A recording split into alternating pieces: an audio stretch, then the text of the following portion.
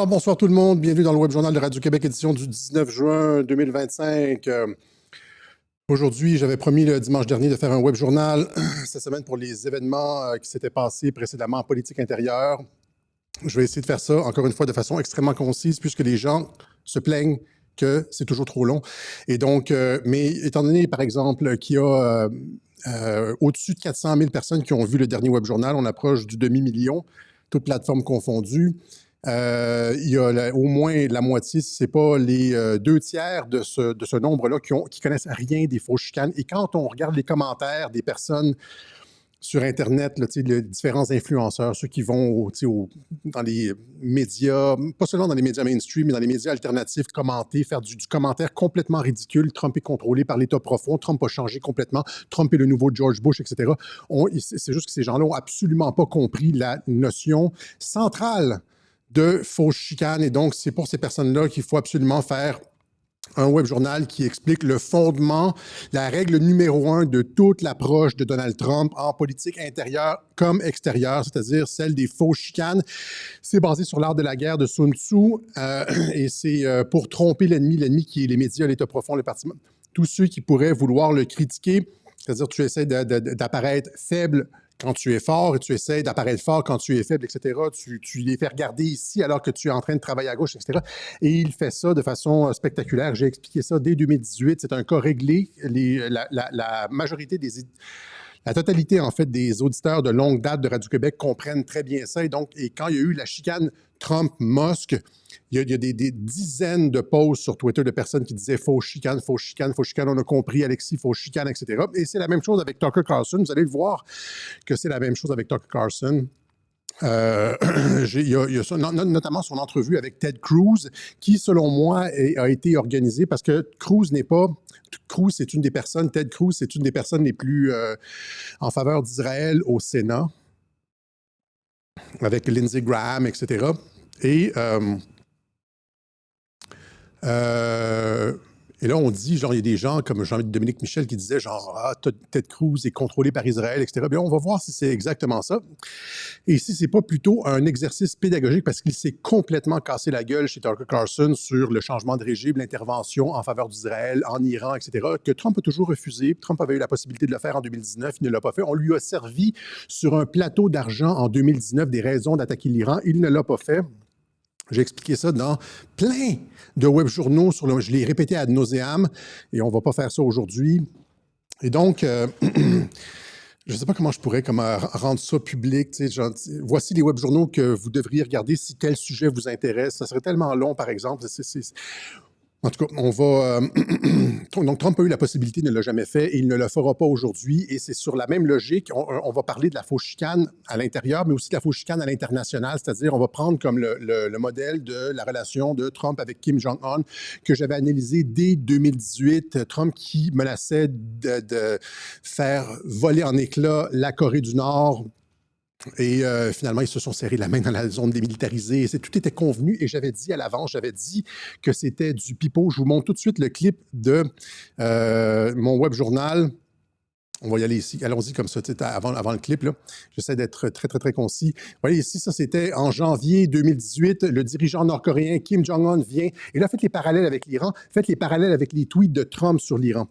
Là, je vous dis, genre... en début de semaine, après mon web journal, lundi, ça commençait à chauffer un petit peu. Puis là, je me disais, les gens qui ont écouté le web journal vont commencer à avoir des doutes, etc.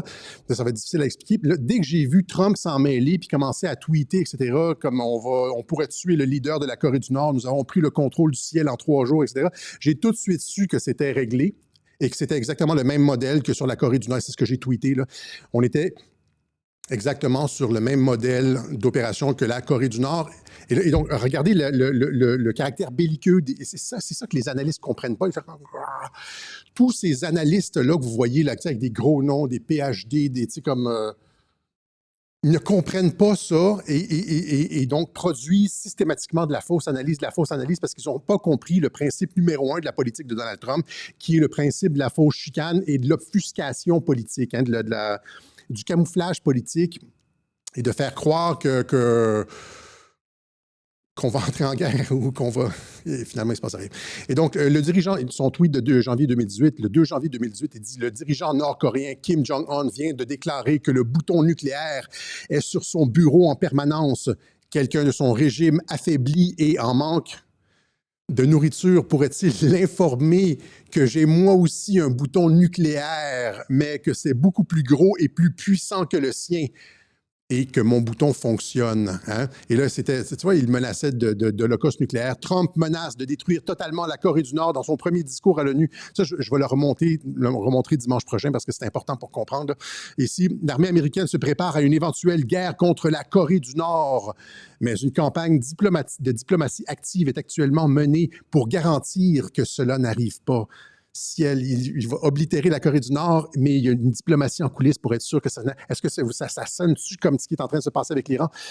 Et là, ils avaient dépêché des porte-avions américains, US Carrier Group, South Korea, Irks, North Korea, etc. Ils avaient envoyé des groupes de porte-avions dans le coin. Ils avaient envoyé des bombardiers B-2 à Guam, etc. On était sur le bord de la Troisième Guerre mondiale. Je vous épargne tous les articles des médias qui disaient « Trump est un fou, Trump va nous envoyer dans la Troisième Guerre mondiale. Nous n'aurions jamais dû... » Ceux qui ont voté Trump seront responsables, etc., etc. Exactement comme ce qu'on voit aujourd'hui dans même les cercles pro-Trump, hein, y compris Tucker Carlson, mais Tucker Carlson, c'est une exception. Il y a beaucoup de personnes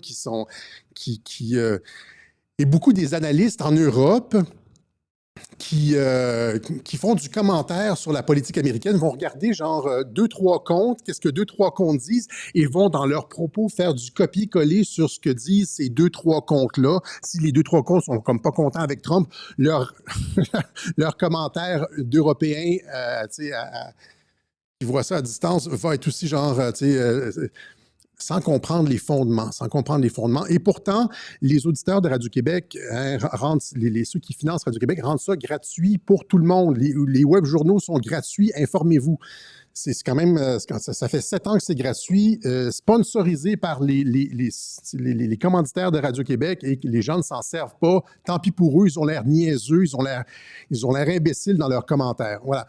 Donc, et là, qu'est-ce qui s'est passé? Donc, Trump qui disait qu'il allait faire sauter la Corée, de détruire totalement la Corée du Nord à l'ONU. Imaginez ça, il allait à l'ONU le dire. Et là, j'avais dit à l'époque, il était censé avoir une rencontre entre Trump et Kim Jong-un. Puis là, Kim Jong-un avait envoyé une lettre insultant Mike Pence et tout ça. Puis là, j'avais dit, la lettre dit rien de vraiment dommageable. Et la rencontre va... Le Radio-Canada, il faut regarder celui-là ici, le théâtre Trumpkin, que vous pouvez trouver sur Odyssée dans les premières vidéos. Les experts de l'Asie de Radio-Canada disaient... ce sont 2 narcissiques. C'était clair que le sommet n'allait pas avoir lieu. Et là, je disais, j'ai regardé, comment il s'appelait, je ne me rappelle plus c'est quoi le nom, Jean-François, correspondant de Radio-Canada à Pékin. Je dis, c'est un imbécile, il comprend pas ce qui se passe. Il dit, le sommet va avoir lieu exactement à la même date, au même endroit. C'est juste du faux beef entre Trump et Kim Jong-un. Et là, ce que vous voyez en Iran, c'est du faux beef. On va y aller dimanche prochain, on va aller exactement dans les détails de ce faux beef-là. On va continuer, je vais vous montrer.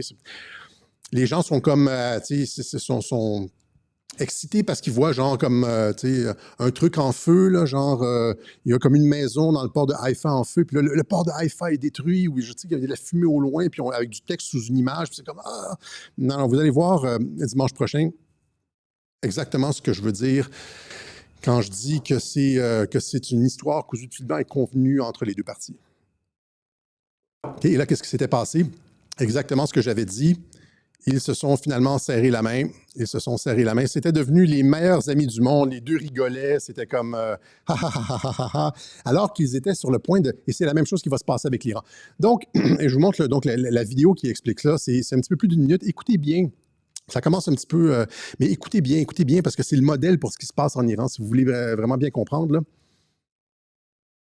Parce qu'ils ont été pris dans cette fausse histoire de Bannon qui accusait Trump de trahison et il disait que c'était pas un bon politicien.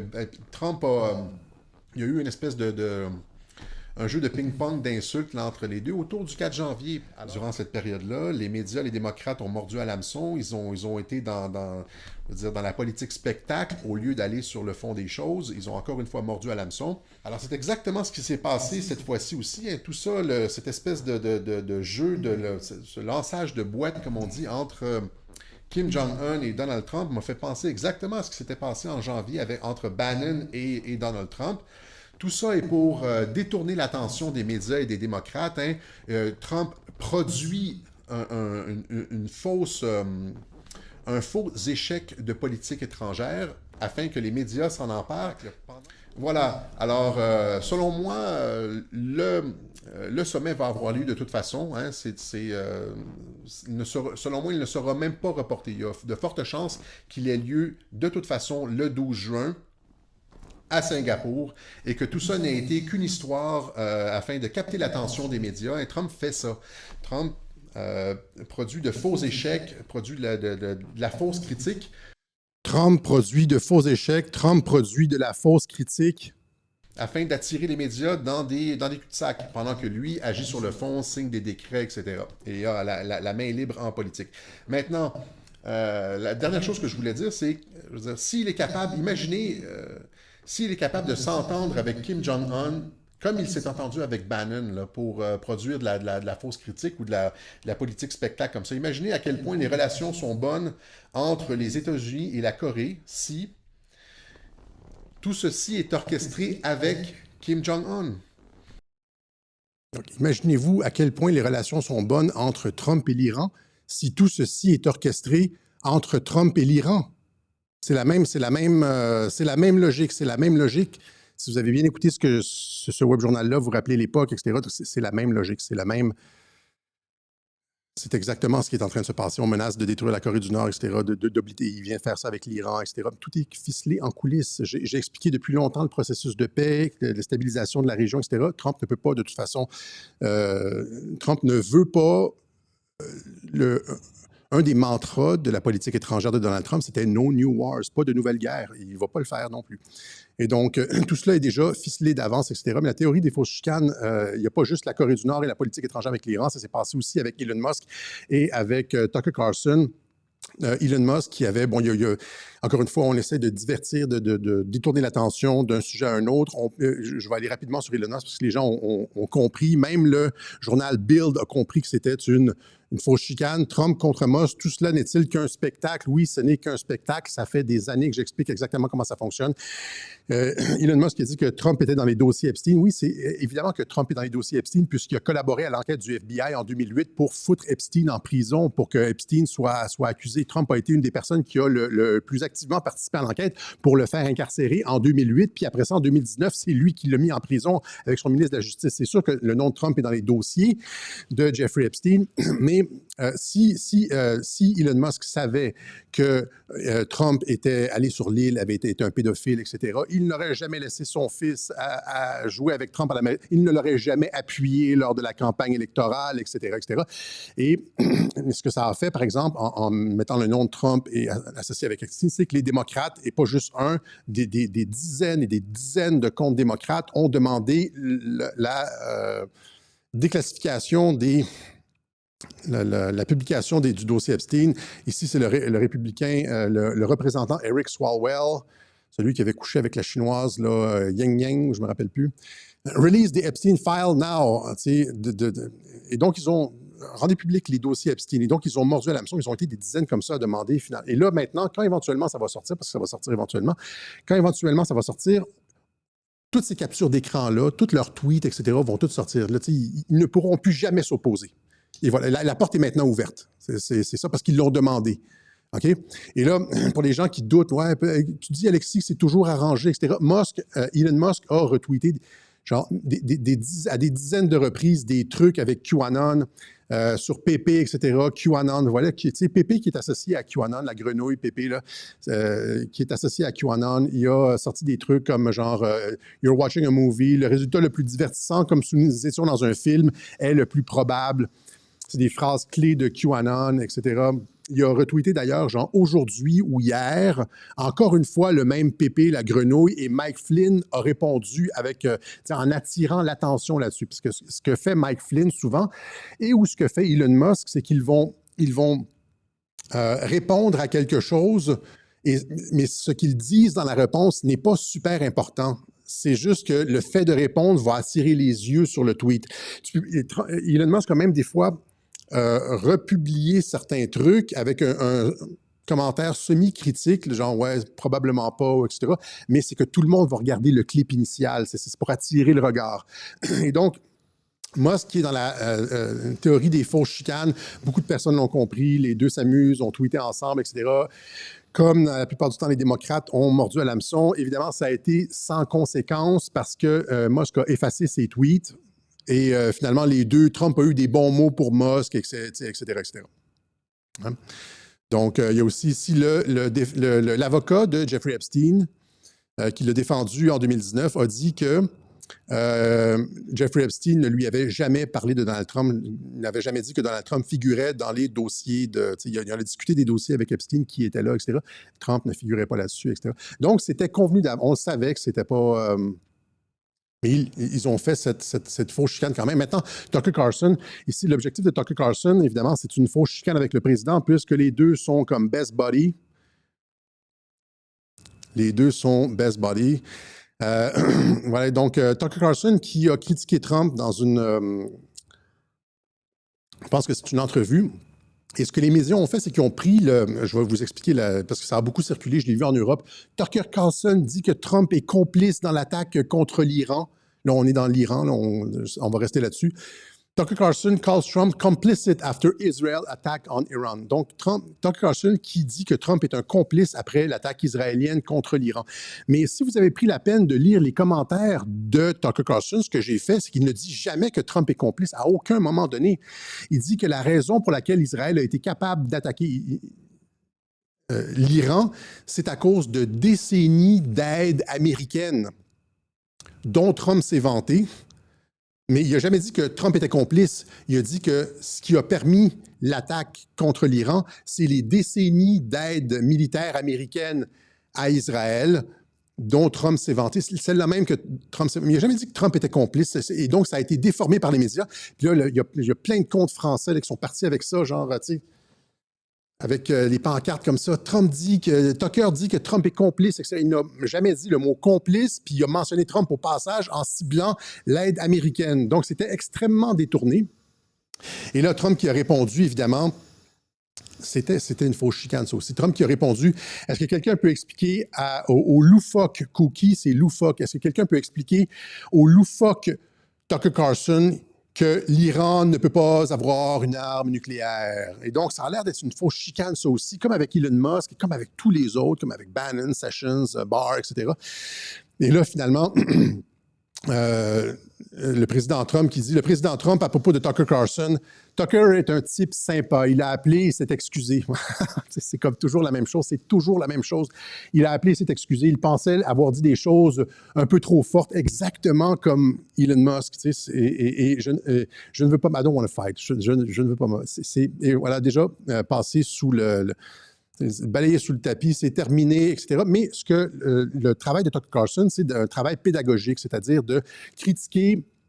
Il y a une raison pour tout ça, c'est-à-dire que le travail de Tucker Carlson, c'est de commencer un travail pédagogique à l'intérieur du public américain et des institutions. Tu sais, quand on dit que le public américain est favorable à Israël, puis que, genre, les chrétiens disent qu'il faut aider Israël, il faut se battre pour Israël, il faut faire les guerres pour Israël, etc. Il faut envoyer nos hommes tuer, tu sais, se mourir pour Israël, etc., pour défendre la démocratie au Moyen-Orient, etc. Bien, ça, c'est complètement contraire. La base de Trump, là, parce que l'Israël a financé comme des preachers, des évangélistes, etc., à coût de centaines de millions de dollars. Il y a vraiment une entreprise je dirais pas de propagande, mais d'ingénierie sociale de la part d'Israël sur la base pas protestante, mais évangélique américaine. Et qui clash avec l'agenda de America First de Trump. L'agenda America First de Trump, c'est on retire les troupes et donc Israël va devoir se démerder. Donc Trump a un objectif de retirer les troupes et Israël va devoir se démerder. C'est pour ça qu'il veut stabiliser la région, je l'ai déjà expliqué 1000 fois, mais ça clash avec sa base qui est comme, c'est comme le pays de Dieu, il faut toujours, les États-Unis seront toujours là pour intervenir. Il faut séparer les deux. Et le travail de Tucker Carlson, c'est de commencer ce travail pédagogique-là au sein de la base républicaine américaine afin de se questionner sur l'interventionnisme toujours en faveur d'Israël, américain, etc. Et il y a une gigantesque partie de la base Trump qui ne veut rien savoir. Je pense que c'est les 2 tiers. J'ai vu des sondages sur les 2 tiers qui disent qu'ils ne veulent rien savoir sur une intervention américaine. Trump n'ira pas juste à cause que les 2 tiers de sa base sont contre. Des grosses personnalités, des gros comptes, y compris Rand Paul, Carson, etc. Mais le travail de Tucker Carlson, c'est un travail pédagogique. Et pour le faire, il a invité Ted Cruz à son émission pour discuter de ça. Ted Cruz qui est pour un changement de régime. Et Ted Cruz qui s'est fait ramasser du début jusqu'à la fin. Il s'est fait varloper. J'étais embarrassé pour lui. Il n'avait aucune réponse. Tucker Carlson, vous savez comment il est, Tucker Carlson? Il peut être pointu, puis... donc, Ted Cruz s'est fait ramasser. Et là, je me suis dit, ça peut pas... il est tellement mal préparé. Ça paraît tellement... Les pro-interventionnistes en faveur d'Israël paraissent tellement mal avec cette entrevue-là que ça ne peut qu'être stagé. Et là... là, c'est ça. Donc, je pense évidemment que Ted Cruz est allé sur l'émission de Tucker Carlson à la demande de Donald Trump pour produire une émission qui va aller dans le sens de cette éducation du public américain de on doit comme laisser Israël faire ses affaires, puis nous autres, on s'occupe de nos trucs, etc., etc. Pourquoi je dis que Cruz a écouté Donald Trump? Contrairement, encore une fois, à Jean-Dominique Michel ici, qui m'envoyait sur Twitter, Ted Cruz qui a reçu 1 500 000 $ de la part du IPAC, je ne sais pas trop, là, IPAC Tracker. Ça, c'est sur combien de temps? On ne le sait pas vraiment. Est-ce que c'est les vrais chiffres? On ne sait pas vraiment. Mais admettons que c'est vraiment 1 500 000 $. Il a reçu sur combien au total? Combien reçoivent des sénateurs? Si ce n'est pas des dizaines, peut-être même des centaines de millions, je ne sais pas. 1 500 000 $, ça pourrait être petit. Je ne sais pas, je n'ai pas d'éléments de comparaison, mais on peut se questionner. Et là, c'est comme si... Et il y a beaucoup de personnes qui ont répondu à mon truc en disant « Alexis... ils ne sont pas polis comme ça. Ils disent Cossette, ah ouais, Cossette, hein, c'est et tous ces et l'IPAC qui finance le Congrès américain, et là, ils ne comprennent pas comment ça fonctionne. OK? Premièrement, comme si tu finances des congressistes, ça veut pas dire que ça veut dire que tu as de l'influence, pas du contrôle. OK? Il y a une différence entre de l'influence et du contrôle, et le contrôle, ils ne l'ont pas. Et je vais vous dire pourquoi Cruz est allé se faire ramasser volontairement sur l'émission de Tucker Carlson. Il faut remonter à 2016. Moi, j'étais là en 2016. Et 2015, en fait, j'étais là. Et Ted Cruz était un des candidats à la... un des 17 candidats à la primaire républicaine contre Donald Trump. Et là, évidemment, Trump, c'était celui qui était le moins certain de gagner au début en 2015. Tout le monde disait que c'était un clown, il ne gagnera jamais. Et un après l'autre, tous les candidats, les 15 autres candidats se sont retirés, y compris le frère de George Bush, Jeb Bush. Il a mangé la raclée, il est parti. Il restait Trump et Ted Cruz. Et après, je ne me rappelle plus, je pense que c'est un Super Tuesday ou quelque chose comme ça, ou un peu après le Super Tuesday. Et là, on se disait, Ted Cruz n'abandonnera jamais, c'est le candidat de l'État profond, c'est le candidat de... Et tout d'un coup, surprise, Ted Cruz to drop out of presidential race, Ted Cruz qui sort de qui abandonne la course à la présidence. Il y avait publiquement des allégations d'infidélité qui couraient sur lui dans les médias. Il avait trompé sa femme, etc., etc.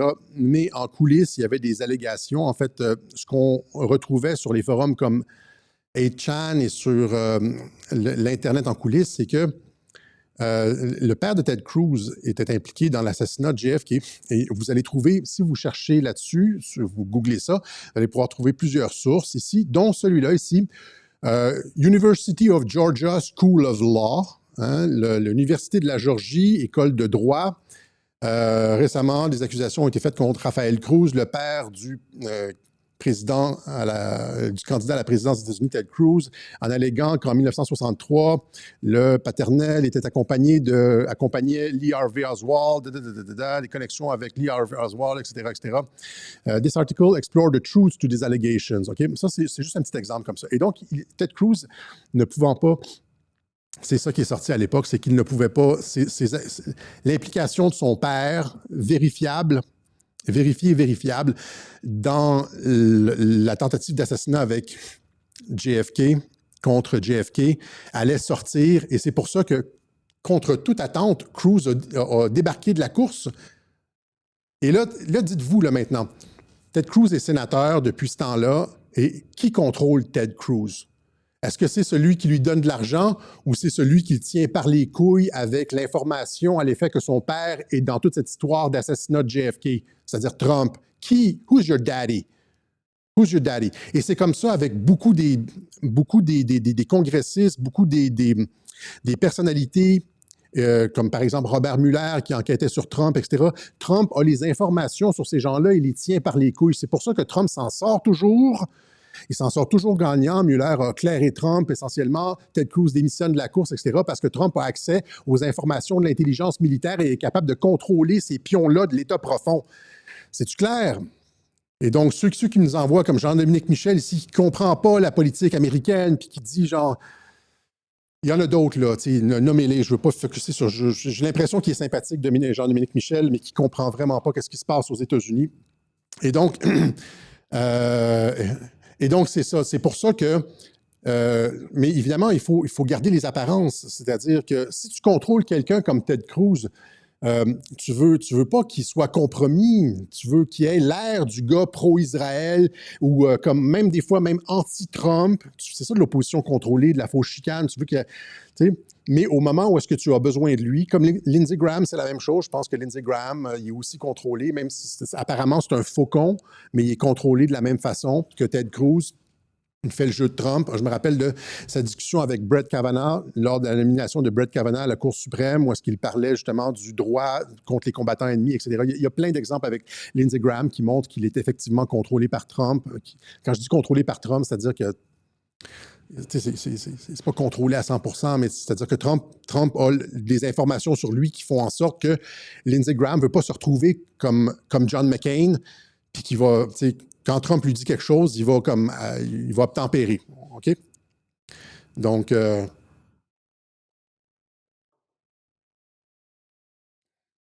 OK? Donc, c'est comme ça. Donc, quand Trump lui demande d'aller, déjà une demi-heure, je pensais faire une demi-heure, déjà, quand Trump lui demande d'aller chez Tucker Carlson, se faire ramasser, ben Cruz obtempère. Il va chez Tucker Carlson, il arrive là pas préparé. Tucker Carlson, lui, est tout préparé. Et là, c'est un takedown. Et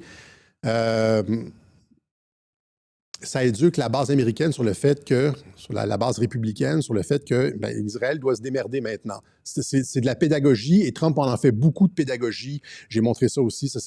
Et donc, les exemples de fausses chicanes pour les nouveaux, là, c'est ça ici. J'explique, je fais un résumé.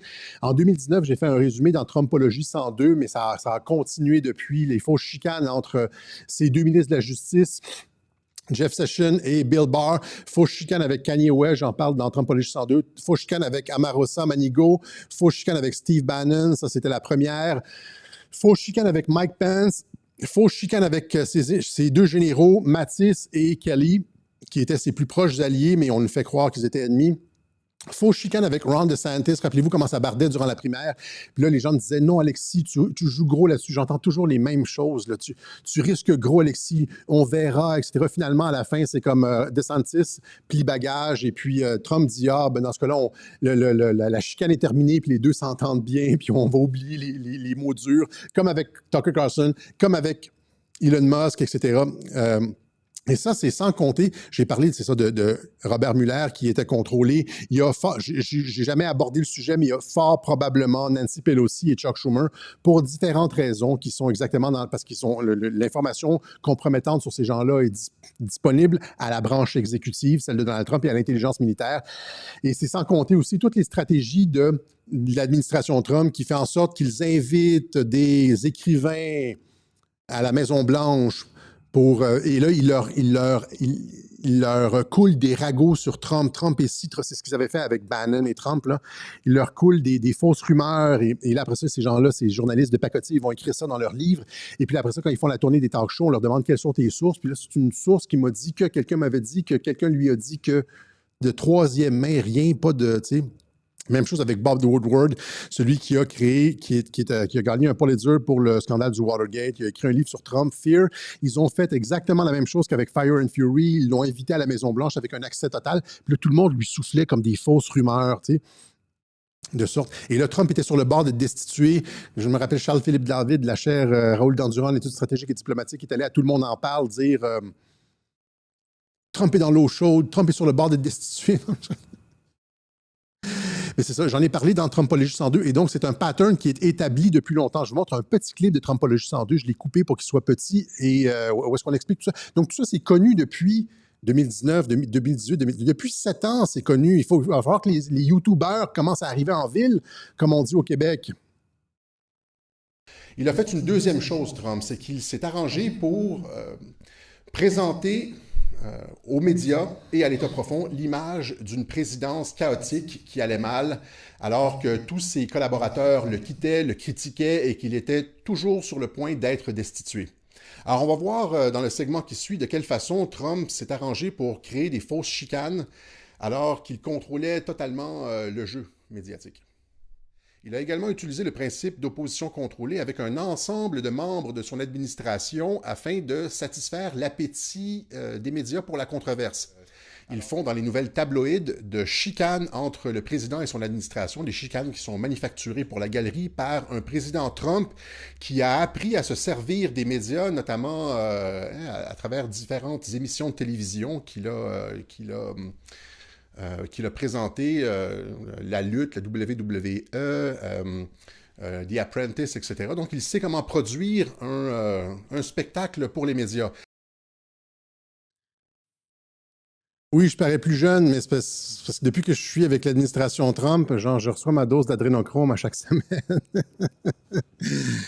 Non, c'est plein de choses. Un jour, une fois, je vous expliquais toutes mes petites coquetteries. Si je vous disais tout ce que je fais, là, genre pour me maintenir, là, vous trouveriez que j'ai pas d'allure, et donc je pourrais faire des vidéos TikTok, là, genre comme les influenceuses, là, les petites crèmes coréennes puis tout.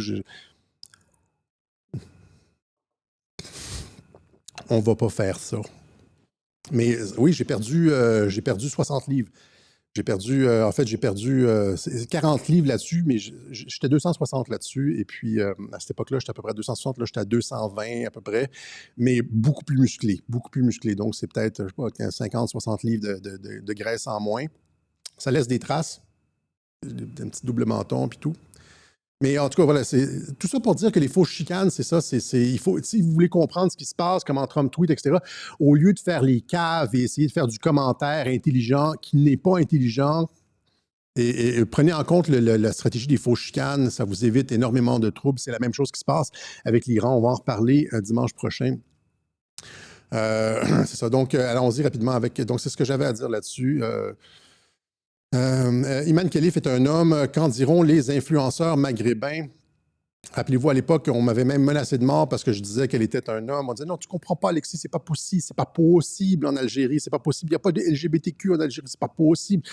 Et là, finalement, rappelez-vous, c'était quoi? Hein? C'était un événement mondial. Hein? C'est la désinformation russe, nous dit Associated Press. La désinformation russe critique Paris et amplifie le débat sur Khalif pour saper les Jeux olympiques. Même les Russes étaient impliqués là-dedans. Des allégations infondées, selon lesquelles elle serait un homme, ou une personne transgenre refont surface après qu'une association de boxe controversée ayant des liens avec la Russie a déclaré qu'elle avait échoué un test d'éligibilité opaque avec les championnats du monde de boxe de l'année dernière. Il y a même son père, le pauvre paternel, qui nous disait, la main sur le cœur, en montrant son petit livret étampé 2018, c'est l'année où est-ce qu'elle a commencé la compétition, que c'était une fille, puis les gens me disaient « Non, Alexis, personne ne ment en Algérie, personne n'invente d'histoire, tous les Algériens sont vertueux, il n'y a pas de triche en Algérie, c'est pas possible, tu peux pas rien... » C'était comme... Et là, finalement, boxe, un test chromosomique relance la polémique autour du genre d'Iman Khalif, et là, un rapport médical divulgué prouve qu'Iman Khelif est biologiquement un homme. Ben oui, c'est ça. Je me rappelle avoir bloqué, j'ai dû bloquer, je sais pas, comme des dizaines, si c'est pas des centaines, peut-être des dizaines et des dizaines de personnes qui m'insultaient et puis qui me disaient que c'était pas possible et puis qui disaient que j'étais à côté de mes pompes, etc. Iman Khelif interdit de participer aux événements mondiaux de boxe, interdite de participer aux événements mondiaux de boxe féminine. Hein? Donc, l'introduction des tests obligatoires s'inscrira, ça c'est probablement l'influence de Trump. Trump avait dit, Jeux olympiques de 2029 à LA, 2028 à LA. J'avais dit qu'elle n'allait pas y être. Les gens me disaient, ouais, on verra, Alexis, là, visant à garantir la sécurité de tous les participants et à offrir des conditions de compétition équitables pour les hommes et les femmes, a déclaré World Boxing dans ce communiqué. La Fédération nationale des combattants seront chargés d'administrer les tests et de communiquer les résultats à World Boxing. Journal du dimanche. La boxeuse algérienne Iman Khelif serait biologiquement de sexe masculin selon un rapport médical ayant fuité. On n'a même pas besoin d'un rapport médical ayant fuité. On a juste regardé sa musculation et son ossature pour comprendre que c'est un dude, y compris sa façon de s'asseoir avec les jambes bien écartées comme ça et toute la démarche, etc. C'est pas parce que tu mets du maquillage, tu sais, comme tu mets du rouge à lèvres sur une truie, là, ça fait pas d'elle une femme. OK, OK, elle avait fait un photoshoot sur Vogue, là, genre avec des petits airs féminins, etc., avec les petites grosses mâchoires carrées. Là. Je me rappelle, c'est parce que ça trompe pas. Je me rappelle une petite anecdote comme ça, parce qu'on est dans les anecdotes, un web journal de semaine. Je me rappelle plus c'était en quelle année, il y a longtemps. Là, quand j'étais plus jeune, j'étais au métro Place des Arts, et là, il y avait comme une super belle fille en bas, tu sais. J'avais une vie de plongée sur les rails du métro. J'avais une super belle fille en bas. Puis là, je la regardais, puis elle a commencé à me regarder, puis il y a échange de regard, et puis j'étais comme insistant et tout. Puis là, la pression commençait à monter, puis là, elle s'en vient, elle est partie, puis elle a monté l'escalier, puis elle est venue me rejoindre, tu sais. Et puis là, quand elle est arrivée à côté de moi, là, j'ai vu que c'était un gars, tu sais, avec la mâchoire et tout. Là, je sais pas, c'était difficile à distance. Puis elle dit, salut, moi, c'est Jackie. J'ai juste comme retourné la tête, j'ai fait comme 2 pas à gauche. Et puis, tu sais, fait que c'est comme, ça paraît, ça ne trompe pas. On est capable de voir si c'était évident dès le départ.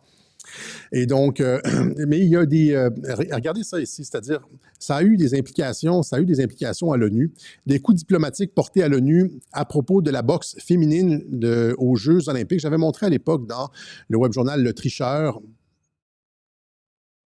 la prise de bec sur le Conseil de sécurité de l'ONU. Une prise de bec entre l'Algérie, qui était sur le Conseil de sécurité de l'ONU, et la Russie. Et les deux s'accusaient parce que la fédération de boxe qui disait qu'elle était un homme était russe. C'était un russe.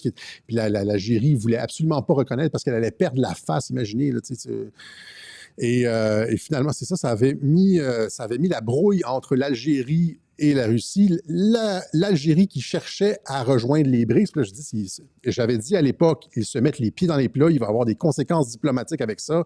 J'avais dit ça à l'époque, et 3 semaines plus tard, les BRICS rejettent l'Algérie, le membership de l'Algérie. Et ici, en tout cas, et finalement, c'est ça, l'Algérie rejoint les BRICS en tant que membre partenaire, la Banque des BRICS. Et donc, en tant que membre à part entière, elle a été rejetée, mais elle a finalement, et c'est probablement ça, finalement, l'entente, c'est-à-dire que on permet la divulgation d'un rapport qui montre qu'elle est un homme et elle est disqualifiée et elle ne se présentera plus aux Jeux olympiques et dans les autres compétitions de boxe, en échange de ça ici, par exemple, l'Algérie rejoint les BRICS en tant que membre partenaire, pas membre à part entière, mais membre partenaire. La Banque des BRICS accueille l'Algérie, pays au potentiel, avec d'autres pays, etc. Donc, c'est probablement ça. J'avais dit que c'est ça que l'Algérie allait se mettre les pieds dans les plats et finalement, l'entente, c'est probablement quelque chose d'intermédiaire entre les deux comme ça. Et finalement, c'est ça, Robert Malone, le plus virulent critique de la technologie ARN, nommé sur le comité d'experts sur les vaccins par RFK. Je me demande encore une fois ce que les Black Pills vont dire. Et voyez le travail de RFK sur le long terme, c'est-à-dire tu ne peux pas arriver et dire les vaccins sont mauvais et puis interdire les vaccins d'emblée. En particulier les vaccins ARN, mais tu vas mettre sur le comité directeur, sur le comité de la personne la plus critique, le plus virulent critique des vaccins ARN. Et là après ça, toi, en tant que décideur politique, tu as le beau jeu de dire « Mon comité m'a dit que c'était dangereux ». Il faut toujours que tu mettes de la distance entre toi, que tu te protèges en politique, mais les Black Pills ne comprennent pas ça. Et donc, si RFK n'avait pas agi comme ça, là, où est-ce qu'il serait politiquement aujourd'hui? Il aurait été détruit. Il aurait été détruit, il aurait eu, c'est ça, il aurait été incapable de produire un mouvement de fonds en faveur de produits pharmaceutiques sécuritaires. C'est ce qu'il est en train de faire. OK? Voilà, donc il y a beaucoup de choses à dire là-dessus. Hein, encore une fois, sur les gens qui disent « Ah, c'est le peuple, c'est nous le peuple ». Nos représentants politiques sont toujours, on entend ça, là, genre il n'y a pas de sauveur, les représentants politiques sont toujours, c'est blanc bonnet, bonnet blanc. C'est le peuple qui doit se...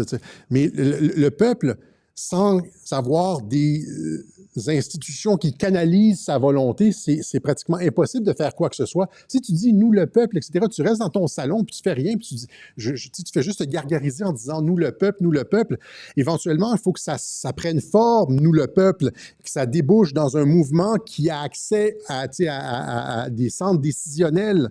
Les cœurs en titre d'un peuple, la colère d'un peuple, où il faut s'arranger pour que ce soit orienté, qu'il y a des leaders de ça, puis que ça débouche sur des prises de décision réelles, du concret, de la réelle politique. Juste dire une espèce de « nous le peuple », flottant comme ça nous mène nulle part. Il faut juste s'arranger que nos représentants soient les bons, qu'ils ne nous trahissent pas. OK? Nous le peuple, c'est comme, oui, nous le peuple, comme, c'est tout ça le sens de « fight, fight, fight ». De Trump, de Flynn, fight, fight, fight, impliquez-vous partout, impliquez-vous dans les conseils d'établissement scolaire de vos enfants pour vérifier c'est quoi le contenu qu'on enseigne à vos enfants, si les conseillers pédagogiques, les enseignants, je veux dire, sont en train de passer dans le dos des parents des directives transgenres, de théorie du genre, etc. Là, si tu es sur l'établissement scolaire, tu peux dire non, donc impliquez-vous, parce qu'il faut canaliser la volonté du peuple de changement dans des institutions. Mais si tu dis juste oh, « c'est tous pareil », puis nous, le peuple, tu canalises rien, puis tu t'en vas nulle part. Fait que c'est de la merde. Voilà. Donc, c'est ce que j'avais pour vous aujourd'hui. Je pense pas qu'on va... J'ai pour vous, en fin de Web Journal, on va remercier ceux qui ont fait une contribution au Web Journal de Radio-Québec. Hein, encore une fois, c'est essentiel. C'est vous qui nous permettez de rendre ça public pour tout le monde, diffuser cette connaissance-là à l'ensemble du monde francophone et même un petit peu plus, là, certains anglophones nous écoutent aussi, y compris les journalistes. Hein, je le fais pas par... je le fais pas parce que les gens n'aiment pas ça quand je me gargarise trop, là, mais à une couple de reprises au moins, on a vu les journalistes prendre textuellement mes idées et les reporter le lendemain. Je fais le Web Journal le dimanche, puis le mardi, c'est comme Donald d'Arabie, ça a été repris, je pense... en tant que tel, 2 jours plus tard dans la presse. Il y a plein d'idées que je sors, des idées originales qu'on ne trouve pas ailleurs, qui se retrouvent genre le lendemain du Web Journal ou le surlendemain du Web Journal. Et donc, OK, c'est comme, tu sais, je ne vais pas... tant mieux si ça se répand, disons ça, hein, c'est gratuit et donc les idées, tout ça circule. Mais ça, c'est grâce à ceux qui contribuent à Radio-Québec. Et aussi, on remarque que des fois, certains YouTubeurs, des influenceurs, des personnes qui commandent, des analystes, ont une position complètement, je veux dire, une position X avant le Web Journal et après le Web Journal, ils modifient leur position. Tout d'un coup, ça devient plus nuancé. Et puis, parce que les gens nous écoutent, on sait qu'il y a des journalistes qui nous écoutent, il y a beaucoup d'influenceurs qui nous écoutent. Et donc, même si c'est pas juste pour chacun d'entre nous, les auditeurs individuels, etc., il y a un impact informationnel beaucoup plus grand que ce qui apparaît avec les Web Journaux de Radio-Québec. Et on remercie ceux qui rendent ça possible. Hein, c'est ceux qui font les contributions. Il y en a qui se saignent pour ça. Il y a des personnes qui donnent des 5 $ par mois, puis pour eux, ils sont à la gorge, c'est énorme. D'autres personnes qui donnent des 100 et que c'est comme, tu sais, ouais, parce qu'ils ont la possibilité. Tout ça fait en sorte que le Web Journal est rendu possible et qu'on sort on produit de l'analyse qu'on ne retrouve nulle part ailleurs, qui ébranle le système informationnel actuel. OK? Je pense que c'est ça, là, on est capable de le dire. Je pense qu'on a un impact majeur presque, à dimanche prochain, on va être à 500 000, un demi-million de vues pour le Web Journal le dimanche dernier. On espère que ça va rester pour le prochain Web Journal parce qu'il est aussi important. OK? Voilà, donc c'est ce qu'on avait pour vous aujourd'hui. J'ai aussi, j'ai en fin de Web Journal, je vous avais parlé des bloopers la semaine que j'ai manqué. J'avais dit que j'ai comme un 4 minutes de bloopers de 2018. Vous allez me voir aussi, encore une fois, assez corpulent. En 2018, je me présentais à... avant ça, là, il faut que je le dise avant que je le mentionne. Là, le bracelet rouge que vous voyez, là, c'est tibétain. On va juste le dire, c'est tibétain. Les gens vont faire des captures d'écran, Alexis Lacabal, etc. Ian Carroll s'est fait faire la même passe. Il y avait un bracelet rouge là, d'amitié à cause avec sa copine, etc.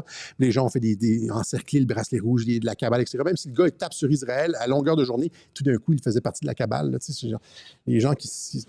Aucun discernement, mais moi, c'est ça. Moi, c'est la mère de mon fils est tibétain. Moi, je l'ai dit, je pratique la méditation, le bouddhisme tibétain. Et des fois, quand tu vas voir un lama, etc., il te donne ça comme protection et c'est comme un truc feng shui de porte-bonheur, etc. Mon fils a encore le sien. Moi, je ne peux pas le porter parce que les gens vont faire des vidéos, mais je voulais juste clarifier ça. Il ne s'agit pas d'un truc de la Kabbale. Je ne pratique pas la Kabbale, le judaïsme ou quoi que ce soit. Je suis dans les trucs tibétains.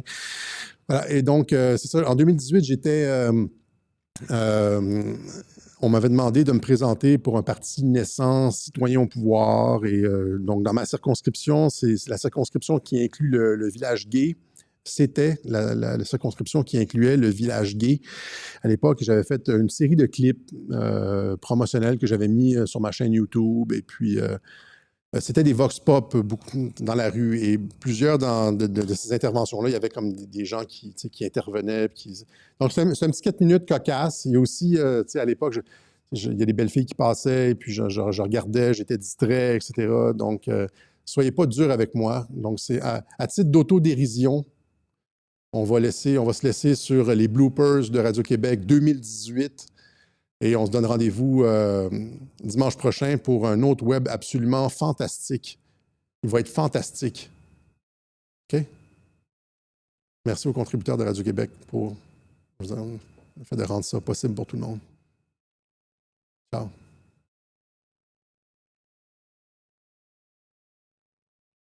Alors bonjour, je m'appelle Alexis Cossette-Trudel. Ça s'est dit ça avec quelqu'un juste en arrière. Oui, je sais. Renouveler. Revitaliser la démocratie, mais renouveler les institutions. À Citoyens au pouvoir, on veut proposer un nouveau contrat social à la population du Québec. Je suis pas capable, quand les gens me regardent, je suis pas capable. Quand ils marchent de même, là, c'est genre, j'ai comme 10% de mon attention qui fait ça. Non, mais tu comprends, c'est juste mon... Tu sais, c'est comme un... Fight or flee. La semaine dernière, à 8 chefs d'accusation. Processus de rappel des députés. Il y a par ailleurs aussi... non! Ça me frustre. Je suis désolé. Alors, on veut que la population qui... Merci de ta patience. Hein.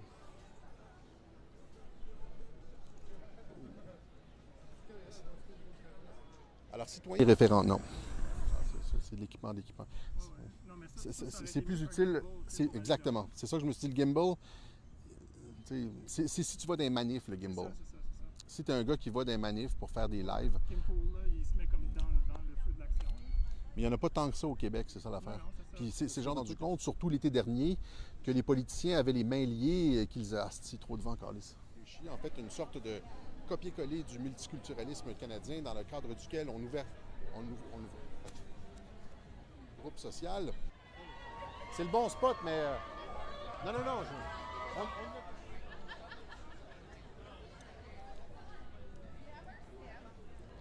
Donc, tu sais qu'au Québec, et là, je pense... j'ai anticipé, hein? T'as-tu vu ça? C'était comme une conception de la diversité essentiellement naïve, irréfléchie et même potentiellement dangereuse à moyen terme pour les acquis de la communauté LGBT. Si continue, on va arrêter. Nous, à Citoyens au pouvoir, on entend redonner le pouvoir au peuple, refaire... Je vais l'avoir. On ne sera pas capable de se concentrer, monsieur, si vous restez là. Non, je ne suis pas capable. Si quelqu'un me regarde, je ne suis pas capable. On essaye, on essaye. Bonjour, monsieur. Mon nom, c'est Gaëtan. Salut Gaëtan, Marie Saint-Jacques. Ah, ben, félicitations, monsieur. Merci Gaëtan. Pour faire un bon speak, vous arrivez devant la caméra, vous ne regardez pas la caméra, Oui, vous parlez tout naturellement. oui. Puis je pense en ce moment que la situation se présente très bien à Montréal. Bonne soirée. Reçu vos conseils, Gaëtan. Merci. En termes pour les acquis de la communauté LGBT. On le sait, hein, Mathieu Massé. C'est peut-être ça, hein. Alors, j'ai milité au Parti québécois. Ça roule? Alors, j'ai milité. La technocratie. Là ou dans l'autre? C'est dans l'autre, c'est ça. Mais ça peut. Ouais. Si j'ai une bonne take de 30 secondes, on garde ça, là. Les immigrants au stade olympique? Non, c'est pas au stade olympique. Le stade olympique, c'est pas autant dans la tête du monde que tu penses. C'est le chemin Roxham. C'est ça, c'est d'actualité, c'est frais dans la tête du monde.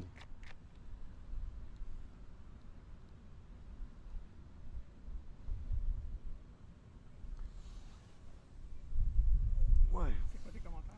Je veux savoir. Ah, tu voulais, hein? Ouais. Mon esti. Jamais avoir pris la peine, préalablement, de vérifier s'il y avait une compatibilité entre les nouveaux arrivants et de conflits sociaux en Europe. Elle n'a pas été source de... Là, je suis parti là. C'était bon, mais j'étais parti sur une vrille. Là, je savais pas quoi dire. Souhaitable d'abolir les frontières et de mélanger les cultures.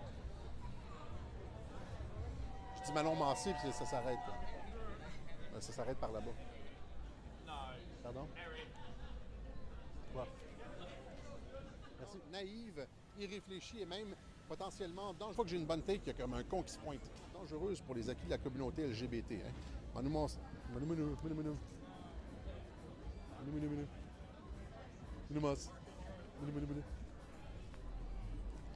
Et les lumières vont bien finir par éteindre à un moment donné. À moins qu'elles durent genre comme 5-6 heures, ça finisse plus, qu'on soit à 3 heures du matin de même.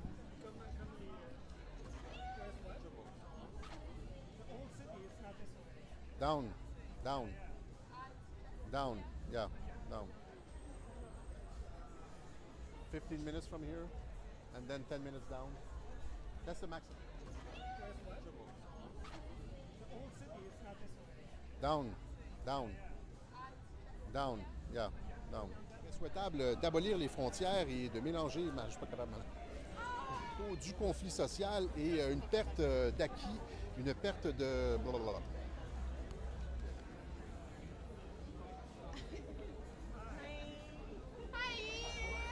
Québécoise. On le remarque de plus en plus en Europe.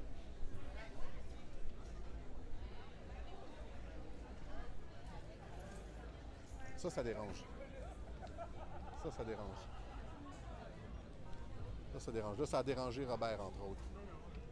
Régression des acquis. Celui-là, j'ai comme improvisé à partir de... Je l'ai manqué. J'ai continué. Multiculturalisme à la Trudeau.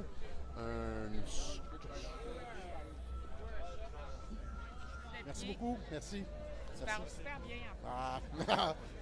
Quand je parle avec le monde, ça sort mieux. Mais quand devant la caméra, c'est plus difficile. Là. C'est vraiment écœurant. Regarde, parle. Ouais. Ah non, ça fonctionne pas ça non plus.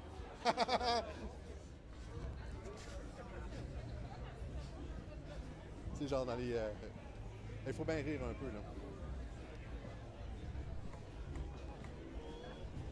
Je suis fatigué en plus, je sens que mes yeux sont comme...